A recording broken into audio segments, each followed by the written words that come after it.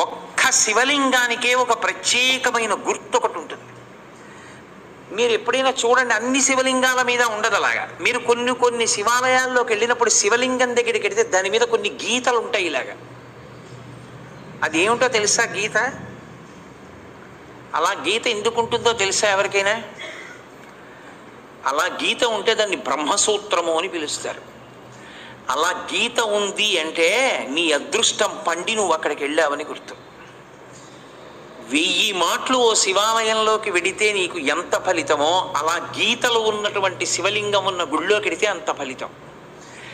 విశేషమైన ఆరాధనీయమో అని గుర్తు. అలాంటి శివలింగం ఉన్న గుడిలోకి వెడితే తప్పకుండా మీరు మీ ద్రవ్యాన్నో, మీ బలాన్నో, మీ సంపత్తినో, మీ పాటనో, మీ పద్యాన్నో, మీ కష్టాన్నో అక్కడ వినియోగించాలి. శివలింగం మీద గీతలు కనపడ్డాయి అనుకోండి, బ్రహ్మసూత్రం ఉందనుకోండి, బయటికి వచ్చి కాళహస్తీశ్వర శతకంలో 2 పద్యాలు చదవాలి. బయటికి వచ్చి మీకు వచ్చిన శ్లోకాలు 2 చెప్పాలి. పాటలు వచ్చిన వాళ్ళైతే 2 పాటలు పాడాలి.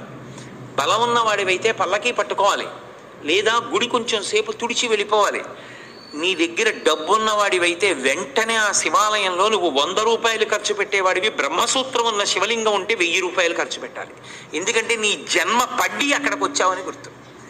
అది 1,000,000 రెట్ల ఫలితాన్ని ఇచ్చేస్తుంది. ఒక రుద్రాభిషేకం ఒక చోట చేస్తే ఏ ఫలితమో, బ్రహ్మసూత్రం ఉన్న శివలింగానికి చేస్తే 1,000,000 రెట్లు విశేష ఆరాధనా ఫలితముని ఇచ్చేస్తుంది ఆ శివలింగం.